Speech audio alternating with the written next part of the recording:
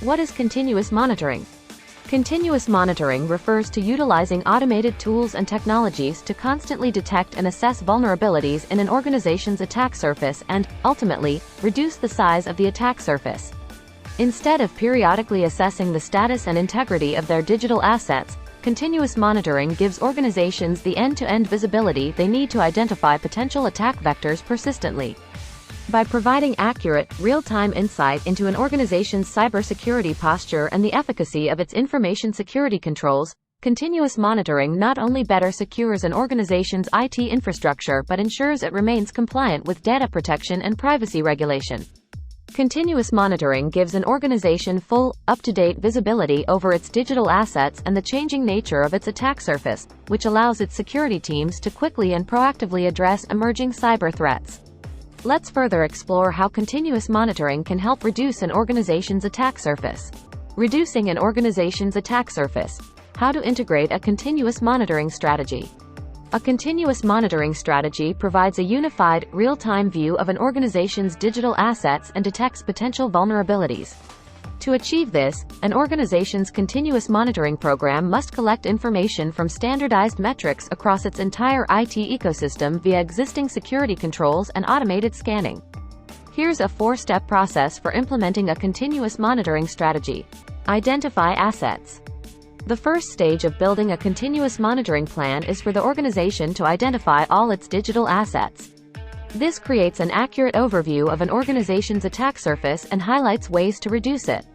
This requires an organization to scan its systems, applications, DNS records, and overall architecture to discover its full inventory of assets. From there, the organization can categorize their digital assets as follows. Known assets.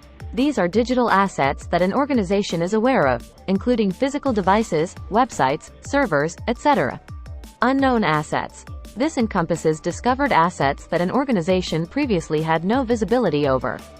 Examples include abandoned websites and landing pages, shadow IT, systems or applications deployed without the IT department's approval, legacy systems, and other orphaned IT resources. Vendor assets. These include apps, services, SaaS, and infrastructure provided by third-party and fourth-party vendors. Rogue assets. The parts of an organization's infrastructure set up by hackers when exploiting attack vectors. This includes malware, malicious scripts and code, fraudulent domains and subdomains, etc. Assess. After an organization discovers and categorizes its digital assets, the next step is to implement risk analysis and assess them for potential vulnerabilities. Now, depending on the number of assets identified during the identification stage, this assessment can be complex and time-consuming. Typical methods include scanning application and system logs for changes and anomalies, reviewing code, and various vulnerability tests. Ethical hackers and other security experts can be especially useful in providing the latest vulnerability testing and research for vendor assets. Prioritize.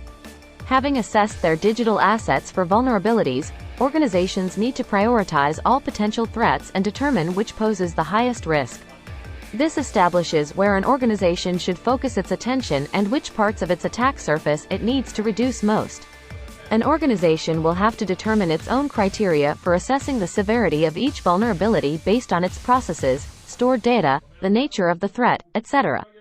These criteria can be vulnerability assessment standards, such as the CVSS, Common Vulnerability Scoring System, Exploit Prediction Scoring System, EPSS, and Stakeholder-Specific Vulnerability Categorization, SSVC. Respond. Having identified and prioritized the threats to its IT infrastructure, the organization can take the necessary steps to mitigate them by reducing its attack surface and implementing continuous monitoring protocols for more efficient security assessments in the future.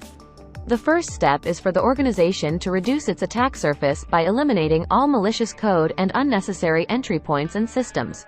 This includes the following.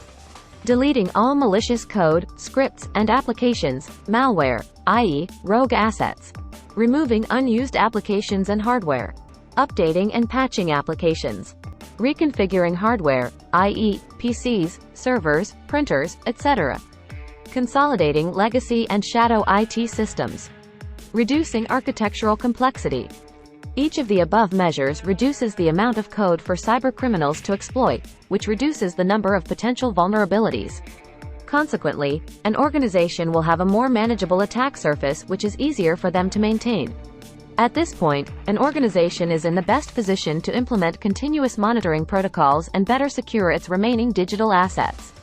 This requires the integration of security controls, tools, and practices that continuously assess an organization's cybersecurity posture, instead of carrying out periodic, static assessments.